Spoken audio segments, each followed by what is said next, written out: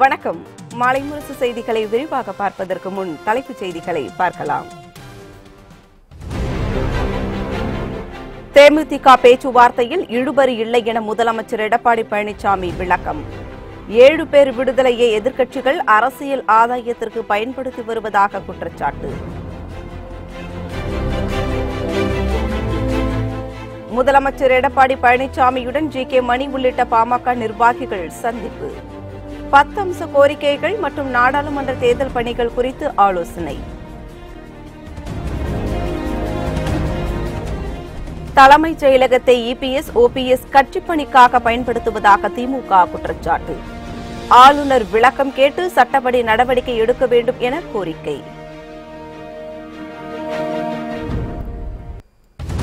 மின்சக்தி துறை அதன் தேவையை முந்தைய காங்கிரஸ் அரசு மறந்துவிட்டதாக பிரதமர் மோடி சாடல். பாஜக ஆட்சியில் கடந்த 5 ஆண்டுகளில் 1 லட்சம் மெகாவாட் மின் உற்பத்தி செய்யப்பட்டதாக பெருமிதம். புல்வாமா தாக்குதல் நடத்திய தீவிரவாதிகளை பாகிஸ்தான் பாதுகாக்கிறதா என இந்தியா கேள்வி. ஜெய்ஷ்-இ-முகமது உள்ளிட்ட தீவிரவாத அமைப்புகள் மீது நடவடிக்கை எடுக்க வேண்டும் என வலியுறுத்தல்.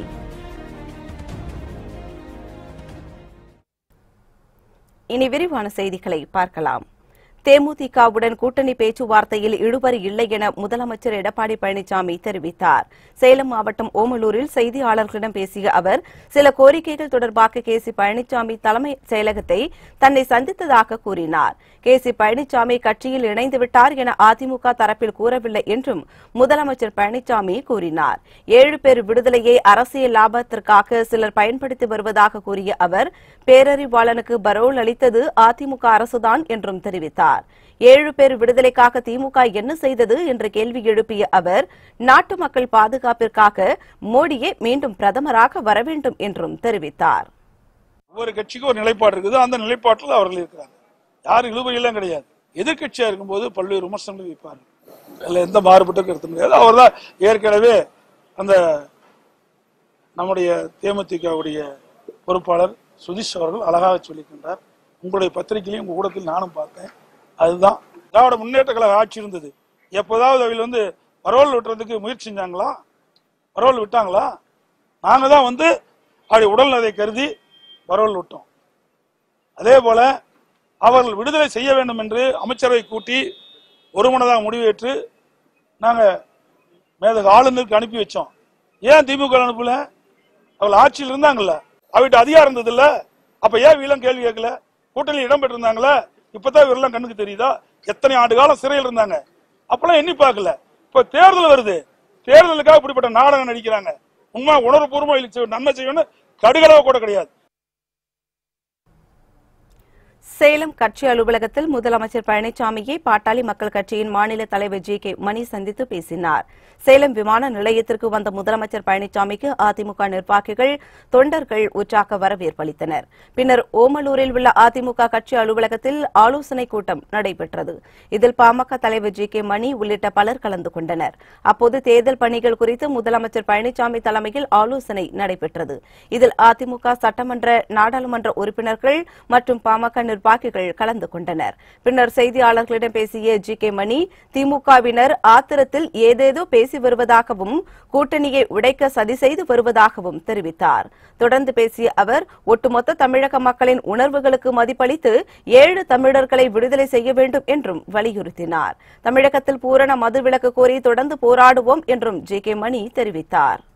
தமிழ்நாட்டில் அதிமுகவோடு பாமக சேர்ந்த உடனேயே எதிர்கட்சியா இருக்கிற திமுக ஆடி போயிட்டாங்க.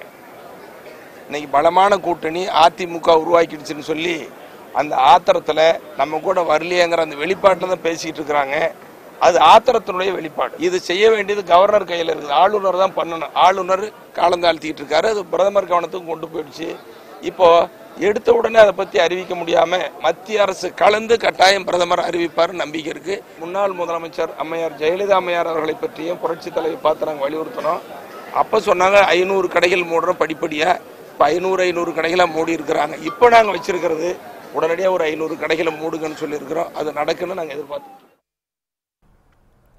தமிழக அரசின் தலைமைச் செயலகத்தை கட்சி தலைமை அலுவலகமாக மாற்றிய எடப்பாடி பழனிசாமி பன்னீர்செல்வம் மீது நடவடிக்கை எடுக்க வேண்டும் என RS பாரதி வலியுறுத்தியுள்ளார். இதுகுறித்து தமிழக ஆளுநருக்கு அவர் எழுதிய கடிதத்தில் அரசியலமைப்பு சட்டத்தின்படி ஒரு மாநிலத்தின் முதலமைச்சராக பொறுப்பேற்கும் ஒருவர் அவர் பணியாற்றும் அரசின் தலைமைச் செயலகத்தை அரசு பணிகளுக்காக மட்டுமே பயன்படுத்த வேண்டும் என்பது விதிமுறை என தெரிவித்துள்ளார். ஆனால் முதலமைச்சர் எடப்பாடி பழனிசாமியும் துணை முதல்வர் பன்னீர்செல்வமும் அரசு தலைமைச் செயலகத்தை அரசியல் பணிக்காக பயன்படுத்தக்கூடாது என்ற அடிப்படை விதிகள் கூட தெரிந்து கொள்ளாமல் அதிகாரத்தை தவறாக பயன்படுத்தி வருவதாக RS பாரதி குறிப்பிட்டுள்ளார். தலைமைச் செயலகத்தை தவறாக பயன்படுத்திய விவகாரத்தில் முதலமைச்சர் துணை முதல்வர் ஆகியோருடன் தலைமைச் செயலாளரும் சட்ட விதிமுறைகளை காற்றில் பறக்கவிட்டுள்ளனர் என்றும் இந்த பிரச்சினையில் ஆளுநர் உடனடியாக தலையிட்டு தலைமைச் செயலாளரிடமிருந்து உரிய விளக்கம் கேட்டு சட்ட ரீதியான நடவடிக்கை எடுக்க வேண்டும் என்றும் RS பாரதி கடிதத்தில் வலியுறுத்தியுள்ளார். நாட்டில் மின்சக்தி உள்ளிட்ட எரிபொருள் ஆற்றல் துறை மற்றும் அதன் தேவையை முந்தைய அரசு மறந்துவிட்டதாக பிரதமர் மோடி குற்றம் சாட்டினார். உத்தரப்பிரதேச மாநிலம் கிரேட்டர் நொய்டாவில் பண்டித தீனதயாள் உபாத்யாய திருவுருவ சிலையை இன்று பிரதமர் மோடி திறந்து வைத்தார். மேலும் பண்டித தீனதயாள் உபாத்யாய தொல்லியல் துறை இன்ஸ்டிடியூட்டையும் தொடங்கி வைத்த பிரதமர் மோடி 2 புதிய மின் உற்பத்தி திட்டங்களுக்கு அடிக்கல் நாட்டினார். பின்னர் கிரேட்டர் நொய்டாவில் திரண்டிருந்த மக்களிடையே பேசிய அவர் நாட்டில் உள்ள அனைத்து கிராமங்களுக்கு பாஜக ஆட்சியில் மின் இணைப்பு கொடுக்கப்பட்டுள்ளதாக பெருமிதம் தெரிவித்தார். நாடு சுதந்திரம் அடைந்த பின் 18,000 கிராமங்களுக்கு இதுவரை மின் இணைப்பு வழங்கப்படவில்லை என்பதை சுட்டிக்காட்டிய அவர் நாட்டில் தொழில் உற்பத்தி வேலை வாய்ப்புக்கு காரணமான மின்சக்தி உள்ளிட்ட எரிபொருள் ஆற்றல் துறை மற்றும் அதன் தேவையை முந்தைய காங்கிரஸ் அரசு மறந்துவிட்டதாகவும் குற்றம் சாட்டினார். கடந்த 1950ஆம் ஆண்டு முதல் 2014ஆம் ஆண்டு வரை 2.5 லட்சம் மெகாவாட் மின்சாரம் உற்பத்தி செய்யப்பட்டதாக கூறிய பிரதமர் மோடி கடந்த 5 ஆண்டு கால பாஜக ஆட்சியில் மட்டும் 1 லட்சம் மெகாவாட் மின்சாரம் உற்பத்தி செய்யப்பட்டுள்ளதாக தெரிவித்தார். முந்தைய அரசால் நாட்டின் எரிபொருள் உற்பத்தி துறை நாசமடைந்து விட்டதாகவும் பிரதமர் மோடி குற்றம் சாட்டினார். புல்வாமா தாக்குதலுக்கு ஜெய்ஷ்-இ முகமது அமைப்பே பொறுப்பேற்ற பின்பும் அதை பாகிஸ்தான் மறுத்து வருவதாக இந்திய வெளியுறவுத்துறை அமைச்சகம் குற்றம் சாட்டியுள்ளது. இந்திய வெளியுறவுத்துறை அமைச்சகத்தின் செய்தி தொடர்பாளர் ரவீஷ்குமார் டெல்லியில் செய்தியாளர்களிடம் பேசினார். அப்போது இந்தியாவின் 2வது விமானத்தை சுட்டு வீழ்த்திவிட்டதாக கூறும் பாகிஸ்தான் அது பற்றிய வீடியோவை பன்னாட்டு ஊடகங்களுக்கு ஏன் வழங்கவில்லை என கேள்வி எழுப்பினார். பாகிஸ்தானின் F-16 போர் விமானம் இந்திய விமானி அபிநந்தனால் சுட்டு வீழ்த்தப்பட்டதற்கு கண்கண்ட சாட்சியும் மின்னணு ஆதாரங்களும் இருப்பதாகவும் அவர் தெரிவித்தார். புல்வாமா தாக்குதலுக்கு ஜெய்ஷ்-இ முகமது தீவிரவாத அமைப்பே பொறுப்பேற்ற பின்னும் பாகிஸ்தான் அதை மறுத்து வருவது தீவிரவாத அமைப்பை பாகிஸ்தான் காப்பாற்ற நினைக்கிறதோ என்கிற சந்தேகத்தை எழுப்புவதாகவும் அவர் குறிப்பிட்டார். நீரவ் மோடி லண்டனில் வாழ்ந்து வருவது பற்றி தகவல் கிடைத்துள்ளதாகவும் அவரை விசாரணைக்கு நாடு கடத்துவதற்கான இந்தியாவின் கோரிக்கை பிரிட்டன் அரசின் பரிசீலனையில் உள்ளதாகவும் ரவீஷ் தெரிவித்தார். 21 சட்டசபை தொகுதியில் போட்டியிடும் திமுக வேட்பாளர்களுக்கான நேர்காணல் திமுக தலைவர் ஸ்டாலின் தலைமையில் நடைபெற்றது. தமிழகத்தில் காலியாக உள்ள 21 சட்டப்பேரவை இடைத்தேர்தலில் போட்டியிடும் திமுக வேட்பாளர்களுக்கான நேர்காணல் சென்னை அறிவாலயத்தில் நடைபெற்று வருகிறது. திமுக தலைவர் மு க ஸ்டாலின் முன்னிலையில் தூத்துக்குடி மாவட்டம் ஒட்டப்பிடாரம் தொகுதி வேட்பாளர்கள் நேர்காணலில் கலந்து கொண்டுள்ளனர். இந்த நிகழ்ச்சியில் துரைமுருகன், TR பாலு ஆகியோர் கலந்து கொண்டுள்ளனர். இந்த நேர்காணலின் போது அந்தந்த சட்டமன்ற தொகுதியை சேர்ந்த மாவட்ட கழக செயலாளர்கள், மாவட்ட நிர்வாகிகள், செயற்குழு, பொதுக்குழு உறுப்பினர்கள், நகர ஒன்றிய பகுதி கழக செயலாளர்களிடமும் தொகுதி நிலவரம் குறித்து விசாரிக்கப்பட்டது.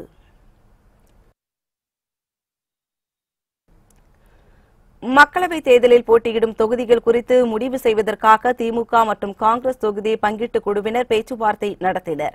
சென்னை அண்ணா அறிவாலயத்தில் நடைபெற்ற இந்த பேச்சுவார்த்தையின் போது திமுக சார்பில் துரைமுருகன், RS பாரதி, KN நேரு, பொன்முடி ஆகியோர் உடனிருந்தனர். இதேபோல் காங்கிரஸ் சார்பில் KS அழகிரி, ராமசாமி, தங்கபாலு உட்பட பலர் கலந்து கொண்டனர். பேச்சுவார்த்தைக்கு பிறகு செய்தியாளர்களை சந்தித்த தமிழக காங்கிரஸ் தலைவர் KS அழகிரி தாங்கள் விரும்பும் தொகுதிகள் குறித்து திமுகவிடம் தெரிவித்துள்ளதாக கூறினார். காங்கிரஸ் கட்சிக்கு எந்தெந்த தொகுதிகள் என்பது விரைவில் வெளியிடப்படும் என்றும் அவர் தெரிவித்தார். எங்களுடைய கோரிக்கைகளை திராவிட முன்னேற்ற கழக குழு அன்பாக கேட்டுக்கொண்டது. ஏறக்குறைய எங்களுடைய பல்வேறு விஷயங்களும் பேசி முடிவு செய்யப்பட்டிருக்கின்றன. விரைவில் எந்தெந்த தொகுதிகள் என்பது அறிவிக்கப்படும். எங்களுக்கு தேவையான தொகுதிகளை நாங்கள் கொடுத்திருக்கிறோம். அவர்கள் மற்ற கட்சிகளோடு பேசி அதற்கு முடிவு காண்பார். பிரபல பின்னணி பாடகர் மனு அம்மா மக்கள் முன்னேற்ற கழகத்தில் இணைந்தார். தமிழ், மலையாளம், தெலுங்கு, கன்னடம் மற்றும் ஹிந்தி மொழிகளில் பாடல்களை பாடியுள்ளார் மனு. 53 வயதான பின்னணி பாடகர் மனு அமமுக துணை பொதுச் செயலாளர் டிடிவி தினகரனை சென்னை அடையாற்றில் உள்ள இல்லத்தில் சந்தித்து தன்னை அமமுகவில் இணைத்துக் கொண்டார். அப்போது அமமுக பொருளாளர் ரங்கசாமி, தலைமை நிலைய செயலாளர் பழனியப்பன் உள்ளிட்ட நிர்வாகிகள் உடனிருந்தனர். இந்திய ராணுவ ரகசியங்களை இலங்கையில் பரிமாறியதால்தான் 1991 திமுக ஆட்சி கலைக்கப்பட்டதாக மக்களவை துணைத் தலைவர் தம்பிதுரை தெரிவித்துள்ளார். கரூரில் செய்தியாளர்களிடம் பேசிய அவர், ரகசியத்தை காப்பாற்ற முடியாத கட்சி திமுக என மு.க. அழகிரியும் அதை உறுதிப்படுத்தியுள்ளதாக தெரிவித்தார். இலங்கையிலே ஒரு போர் நடை இருக்கும் பொழுது நம்முடைய சந்திரசேகர் அவர்கள் பாரத பிரதமராக இருந்தார். அப்பொழுது ராஜீவ்காந்தி அவர்கள் அவருக்கு ஆதரவாக இருந்தார். அந்த நேரத்தில் திராவிட முன்னேற்ற கழக ஆட்சி கலைப்பதற்கு காரணம் இந்திய ராணுவ ரகசியங்களை இலங்கையிலே பரிமாறிக்கொண்டதன் காரணமாக, இந்த ரகசியத்தை வெளியிட்டதன் காரணமாக ஒரு ஆட்சி கலைக்கப்பட்டது என்றால் அது திராவிட முன்னேற்ற கழகம். அந்த நாட்டினோட ரகசியத்தை காப்பாற்ற முடியாத இயக்கம் தான் திராவிட முன்னேற்ற கழகம். பேரறிவாளன் உள்ளிட்ட 7 பேரின் விடுதலைக்கு தடையாக இருப்பது யார் என்பதை ஆளுநரும் தமிழக அரசும் பதிலளிக்க வேண்டும் என மதிமுக பொதுச் செயலாளர் வைகோ வலியுறுத்தியுள்ளார். சென்னை விமான நிலையத்தில் செய்தியாளர்களை சந்தித்த அவர், ராஜீவ் கொலை வழக்கில் சிறையில் உள்ள பேரறிவாளன் உள்ளிட்ட 7 பேரை விடுதலை தொடர்பாக செப்டம்பர் 9ஆம் தேதி தமிழக அமைச்சரவையில் தீர்மானம் நிறைவேற்றி ஆளுநருக்கு அனுப்பி வைக்கப்பட்டதாக கூறினார். 7 பேரின் விடுதலை குறித்து உள்துறை அமைச்சகம் ஆட்சேபம் தெரிவித்ததால் ஆளுநர் பன்வாரிலால் எந்த நடவடிக்கையும் எடுக்கவில்லை என வைகோ குற்றம் சாட்டினார். எனவே 7 பேரின் விடுதலைக்கு தடையாக இருப்பது யார் என்பதை ஆளுநரும் தமிழக அரசும் பதிலளிக்க வேண்டும் என அவர் வலியுறுத்தியுள்ளார். இந்திய அரசியல் சட்டத்தினுடைய 161வது பிரிவின்படி தமிழ்நாடு அரசு அப்படி அமைச்சரவை பரிந்துரை செய்யும்போது ஆளுநர் விடுதலை செய்யலாம். விடுதலை செய்வதற்கு அதுக்கு சட்டத்தில் இடம் இருக்கு. செப்டம்பர் 6ஆம் தேதி உச்சநீதிமன்றம் தீர்ப்பு கொடுத்தது. 9ஆம் தேதி தமிழ்நாடு அமைச்சரவை 7 பேரை விடுதலை செய்வதற்கான கோரிக்கையை அனுப்பியது.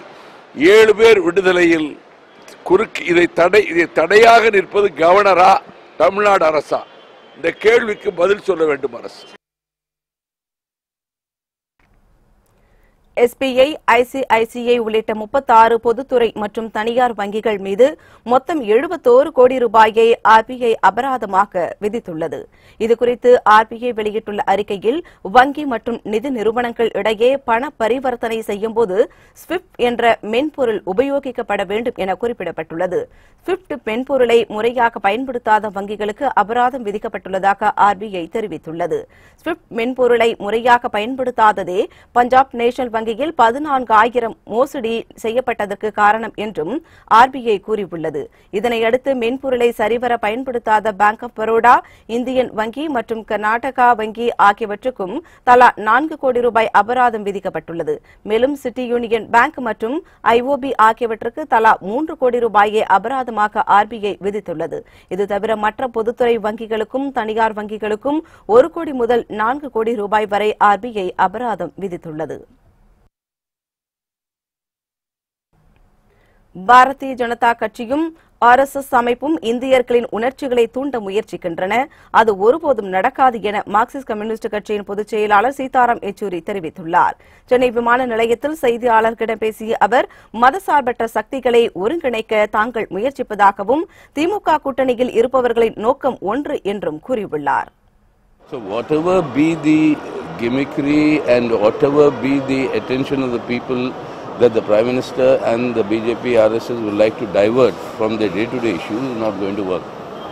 People are going to vote this time on the basis of what has been their experience with their own life in the last 5 years. We want to carry the unity of all secular forces. So in that efforts are being made. வேலை வெட்டி இல்லாததால் அற்ப விஷயங்களுக்காக திமுகவினர் ஆளுநரிடம் புகார் அளித்துள்ளதாக மீன்வளத்துறை அமைச்சர் ஜெயக்குமார் விமர்சித்துள்ளார். சென்னையில் செய்தியாளர்களிடம் பேசிய அவர், கோட்டையில் கொசு பறந்தால் கூட அவர்கள் புகார் அளிப்பார்கள் என்று கூறினார். அதிமுக அவங்க சொல்ல அவங்க திருமதி அதாவது தேமுதிகவுடைய கட்சியினுடைய நிர்வாகி வந்து அவங்க திமுகவை பத்தி ஷார்ட் அபிரேஷன் சொல்லுது தில்லுமுள்ளு கட்சின்னாங்க. இன்னும் ஒரு படி போய் தில்லுமுள்ளு கழகம் அது அப்படிதான். நான் இப்ப இனிமே வந்து அவங்க தான் முடிவு செய்யணும். இப்போ எங்களை பொறுத்தவரை வந்து எல்லா பேச்சுவார்த்தை வந்து நடைபெற்றாச்சு. இனிமே வந்து அவங்க தான் முடிவு செய்யணும். தொகுதிகள்ல வந்து இல்ல அதெல்லாம் பேச்சுவார்த்தை நடந்துட்டு இருக்கு. நாகரிகம் தெரியாமல் சட்டமன்றத்தில் தேமுதிக தலைவர் விஜயகாந்த் நாக்கை துருத்தி பேசியதால் அவருடைய கட்சி வீழ்ச்சியடைந்ததாக அதிமுக சூலூர் எம்எல்ஏ கனகராஜ் தெரிவித்தார். கோவையில் செய்தியாளர்களை சந்தித்த அவர், திமுக அதிமுக என இரண்டு கட்சிகளுடன் ஒரே நேரத்தில் அவர்கள் பேச்சுவார்த்தை நடத்தியது தவறு என்றும் குறிப்பிட்டார்.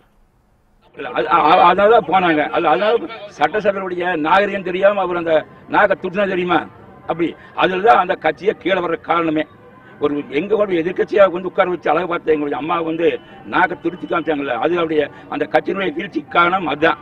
அதுதான் தப்பா செஞ்ச ஒரு தப்பு. என்ன மிகப்பெரிய தப்பு என்ன, அங்கே இருக்கலாம் இங்கே இருக்கலாம். ஒரு கட்சி இருந்தா எங்க வேணா அவங்களுடைய சுயாட்சியை சுதந்திரம். ஆனா அங்கேயும் பேசி இங்கேயும் பேசுறது மிகப்பெரிய ஒரு தப்பா தெரியுது. ஆனா அப்படி இல்லாமல் எங்க கட்சிக்கு வருவாங்கன்னு சொல்லி நினைக்கிறேன். மிகப்பெரிய ஒரு கூட்டணியை எங்களுடைய அமைச்சர்லாம் சேர்ந்து அமைச்சிருக்கிறாங்க. கண்டிப்பா மாபெரும் வெற்றி அடையும், அது எந்த விதமான ஐயப்பாடும் இல்லை. செய்தியாளர்கள் கேட்கும் கேள்விகளுக்கு பொறுமையுடன் பதிலளிக்க வேண்டுமே தவிர ஒருமையில் பேசக்கூடாது என பிரேமலதா விஜயகாந்திற்கு தங்க தமிழ்ச்செல்வன் கண்டனம் தெரிவித்துள்ளார். சென்னை விமான நிலையத்தில் செய்தியாளர்களை சந்தித்த அவர், 20 ஆண்டுகளுக்கு மேலாக சிறையில் உள்ள பேரறிவாளன் உட்பட 7 பேரின் விடுதலையில் ஆளுநர் கையெழுத்து போடாமல் தாமதம் செய்து வருவதாக கூறினார். இதனை தட்டி கேட்கும் துணிச்சல் எடப்பாடி அரசுக்கு இல்லை என்றும் தங்க தமிழ்ச்செல்வன் விமர்சித்தார். தேமுதிக பொருளாளர் பிரேமலதா விஜயகாந்த் செய்தியாளர்களை ஒருமையில் பேசியது தவறு என்றும், ஊடகத்தில் இருப்பவர்கள் ஆர்வமாக கேட்கும் கேள்விகளுக்கு அவர் பொறுமையாக பதிலளித்திருக்க வேண்டும் என அவர் குறிப்பிட்டார். பேரறிவாளன் அவங்க உட்பட 7 பேர் விடுதலைன்றது சட்டப்படி விட்டுதே ஆகணும். ஏற்கனவே உச்ச நீதிமன்றம் சொல்லிருச்சு, சட்டமன்றத்திலேயே தீர்மானம் போட்டு அனுப்பிச்சிட்டீங்க. கவர்னர் வந்து எதுக்கோ கையெழுத்து போடுறவர் எதுக்கு மட்டும் கையெழுத்து போடாமல் ஏன் தாமதப்படுத்துறான்னு தெரியல. அந்த தாமதத்தை தட்டி கேட்கக்கூடிய துணிச்சல் இப்போ அதிமுக அரசுக்கு இல்லை. பத்திரிகையாளர்கள், ஊடகங்கள், செய்தியாளர்கள் வந்து கேள்வி கேட்கும்போது கொஞ்சம் ஹார்ஸாக தான் கேட்பாங்க. அதை கொஞ்சம் பொறுமையாக தான் நம்ம பதில் சொல்லணும். பொறுமையில் பேசக்கூடாது, அது தவறு. மதுரையில் புதிதாக அமைக்கப்பட்டு வரும் மதுரை போடி ரயில் தண்டவாளம் அருகே நாட்டு வெடிகுண்டு வெடித்ததால் பரபரப்பு ஏற்பட்டுள்ளது. மதுரை பழங்கானத்தம் அருகே போடி செல்லும் ரயில்வே லைனை ஒட்டிய மகாலட்சுமிபுரம் பகுதியில் உள்ள ரவுடி பெயின் என்பவரின் வீடு அமைந்துள்ளது. பெயின் வீட்டில் உள்ள குப்பையை அவரது தாத்தா முத்து என்பவர் வீட்டின் பின்புறமாக உள்ள ரயில்வே தண்டவாளம் அருகே வீசி எறிந்துள்ளார். அப்போது பலத்த சத்தத்துடன் குப்பையிலிருந்து வெடிபொருள் வெடித்ததால் பெரும் பரபரப்பு ஏற்பட்டது. இந்த சத்தம் சுமார் 1/2 கிலோமீட்டர் தூரம் வரை கேட்டதால் அப்பகுதியில் வசித்து வரும் பொதுமக்கள் அதிர்ச்சி அடைந்தனர். இதனையடுத்து ரயில்வே காவல்துறையினர் மற்றும் சுப்பிரமணியபுரம் காவல் நிலைய போலீசார் சம்பவ இடத்தில் மோப்பநாய் உதவியுடன் தடயங்களை சேகரித்து விசாரணை நடத்தி வருகின்றனர். மேலும் சம்பவ இடத்தில் தென்மண்டல ஐஜி சண்முக ராஜேஸ்வரன் நேரில் பார்வையிட்டு விசாரணை நடத்தினார். தண்டவாளம் அருகே வெடித்தது நாட்டு வெடிகுண்டா அல்லது வேறு ஏதேனும் பொருட்கள் வெடித்ததா என விசாரணை மேற்கொள்ளப்பட்டு வருகிறது.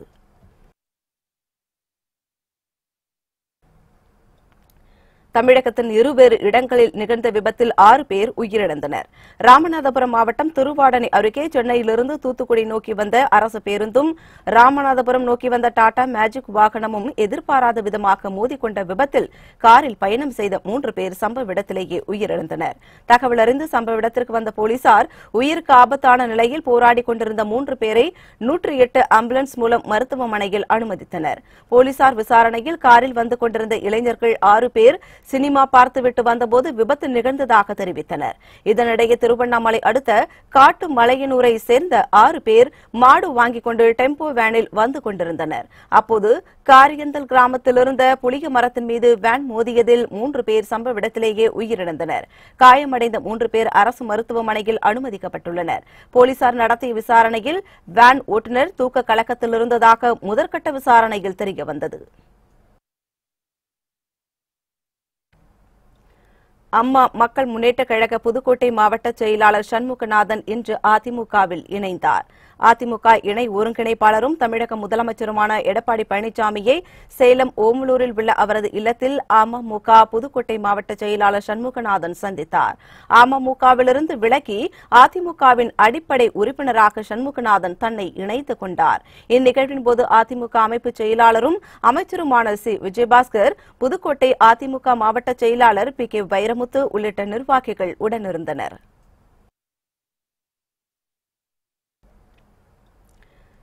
காரியாபட்டினத்தில் ஹைட்ரோ கார்பன் திட்டத்திற்கு எதிர்ப்பு தெரிவித்து 10க்கும் மேற்பட்ட கிராம மக்கள் 7வது நாளாக காத்திருப்பு போராட்டத்தில் ஈடுபட்டு வருகின்றனர்.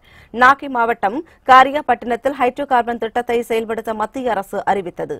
இதற்கு எதிர்ப்பு தெரிவித்து ஹைட்ரோ கார்பன் எதிர்ப்பு குழு சார்பில் மத்திய அரசை கண்டித்து 10க்கும் மேற்பட்ட கிராம மக்கள் 7வது நாளாக காத்திருப்பு போராட்டத்தில் ஈடுபட்டு வருகின்றனர். மேலும் காவிரி டெல்டா பகுதியை பாதுகாக்கப்பட்ட வேளாண் மண்டலமாக அறிவிக்க வேண்டும் என கோரிக்கை வைத்துள்ளனர்.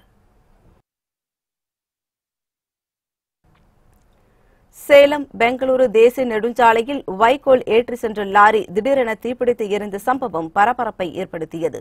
கும்பகோணத்திலிருந்து சேலம் மாவட்டத்தில் உள்ள கருப்பூர் நோக்கி மாட்டு தீவனத்திற்காக வைக்கோல் ஏற்றிக்கொண்டு லாரி ஒன்று சென்றுள்ளது.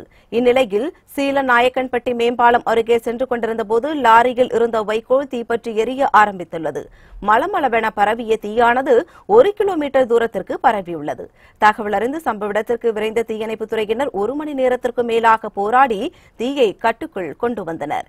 இந்த சம்பவம் குறித்து போலீசார் வழக்கு பதிவு செய்து விசாரணை மேற்கொண்டுள்ளனர். கோவை அருகே விளைநிலங்களில் உயர்மின் கோபுரம் அமைப்பதை கண்டித்து 50க்கும் மேற்பட்ட விவசாயிகள் மின் கோபுரத்தில் கருப்பு கொடி ஏந்தி போராட்டத்தில் ஈடுபட்டனர். கோவை, ஈரோடு, திருவண்ணாமலை, கரூர், சேலம் உள்ளிட்ட 13 மாவட்டங்களில் விளைநிலங்கள் வழியாக உயர்மின் கோபுரம் அமைக்கும் பணி நடைபெற்று வருகிறது. இதற்கு எதிர்ப்பு தெரிவித்து பல்வேறு பகுதிகளில் விவசாயிகள் போராட்டத்தில் ஈடுபட்டு வருகின்றனர்.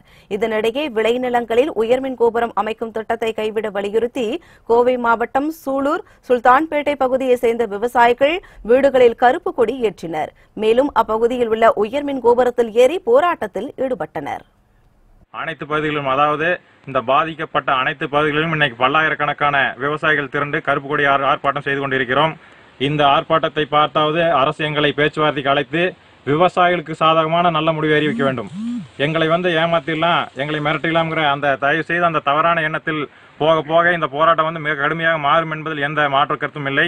மேலும் இந்த அசாதாரணமான இந்த தேர்தல் வரக்கூடிய இந்த சூழ்நிலையிலும் விவசாயிகளை இந்த மாதிரி வஞ்சிப்பது இந்த தேர்தலில் மிகப்பெரிய ஒரு எதிர்விளைவை கொடுத்து மிகப்பெரிய தோல்வியை இந்த அரசுக்கு கொடுக்கும் என்பதை அவர்கள் புரிந்து கொண்டு இந்த விவசாயி எங்கெல்லாம் வீழ்த்தப்படுகிறானோ அங்கெல்லாம் கண்டிப்பாக ஆட்சி வீழ்த்தப்படும் என்பது வரலாறு. ஓசூர் அருகே துண்டறிக்கை வழங்க சென்ற மத போதகர்களை தாக்கியவர்கள் மீது நடவடிக்கை எடுக்க கோரி டிஎஸ்பியிடம் புகார் அளிக்கப்பட்டது. கிருஷ்ணகிரியில் உள்ள ஓசூரை சேர்ந்த கிறிஸ்தவ மத போதகர்கள் 3 பேர் இயேசு கிறிஸ்துவை பற்றி துண்டு பிரசுரங்களை வழங்க கர்னூர் கிராமத்திற்கு சென்றுள்ளனர். அப்போது மத மாற்றம் செய்ய வந்ததாக கூறி மத போதகர்களை அப்பகுதியைச் சேர்ந்த சிலர் தாக்கியுள்ளனர். தகவல் அறிந்த மத்திரிகிரி காவலர் சங்கம் மத போதகர்களிடம் ஏதும் விசாரிக்காமல் அவர்களை அடித்து காவல் நிலையத்திற்கு அழைத்து சென்றதாக கூறப்படுகிறது. எனவே தாக்குதல் நடத்தியவர்கள் மீதும் ஒருதலைபட்சமாக செயல்பட்ட காவலர் சங்கம் மீதும் நடவடிக்கை எடுக்க கோரி ஓசூர் டிஎஸ்பியிடம் புகார் மனு அளிக்கப்பட்டது.